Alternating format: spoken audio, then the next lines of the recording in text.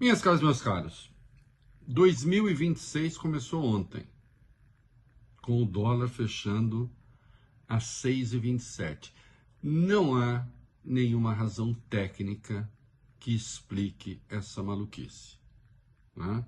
Tem gente por aí reclamando que se use a palavra especulação, porque ataque especulativo se daria em outras circunstâncias. Bom, primeiro que há várias formas de haver um ataque especulativo, em primeiro lugar. Mas se não quiserem chamar, chamem de o quê? De Jurandir, tanto faz. O fato é que está havendo uma ação deliberada, concertada, para desvalorizar o real, né? Até mesmo o Mohamed El-Erian, que é o presidente do Queen's College da Universidade de Cambridge, até ele comentou na X: os mercados locais brasileiros estão experimentando um desses overshoots, que é uma reação exagerada que causa desvalorização de um ativo no curto prazo, clássicos de economias emergentes, nos quais um gatilho fundamental se combina com fatores técnicos ruins para causar uma liquidação que se retroalimenta, né? Sim, nós temos gatilho, a gente tem o problema da dívida, o problema fiscal que se coloca no futuro, não é imediato. Só que tem esses fatores técnicos ruins, né? Essa gente que está fazendo essas apostas e que agora está num braço de ferro com o Banco Central. Essa é a questão, né? E o próprio Mohamed El-Erian disse: bom, aí preciso ver nesse braço de ferro o que fazer. O Brasil tem reservas para enfrentar esse ataque especulativo. Só que aí tem que entrar para valer, né? Não pode se fazer. Hoje consta o Banco Central, daqui a pouco vai botar 3 bilhões de dólares no mercado. 3, 6, 12, não sei quanto for necessário para estancar esse processo, sem prejuízo de se conversar em medidas outras que se considerem necessárias para a questão fiscal. Agora, a questão é a seguinte, o problema é o seguinte: conversar com quem?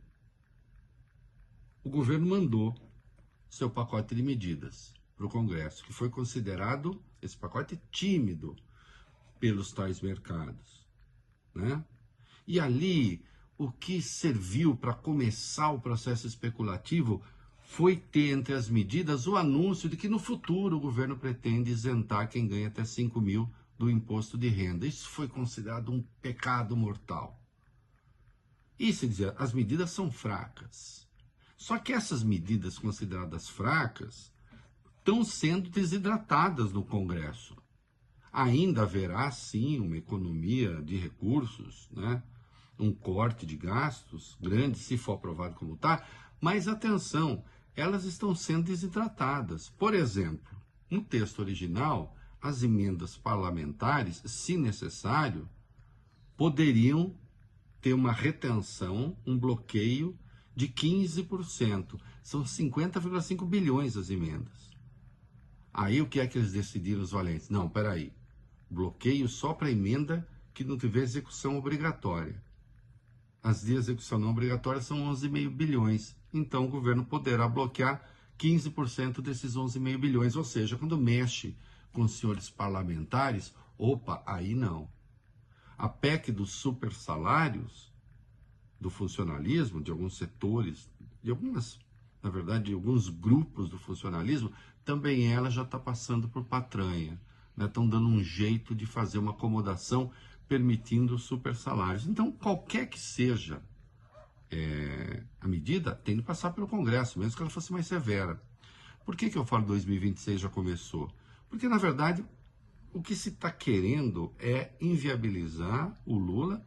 Se seguir o destino da Dilma e cair antes, tudo bem, ou então chegar aos pedaços a 2026 para que se eleja, então, um Belo Antônio da extrema-direita, que ainda não tem cara, né, e que possa servir de fantoche para esses que ficam agora especulando.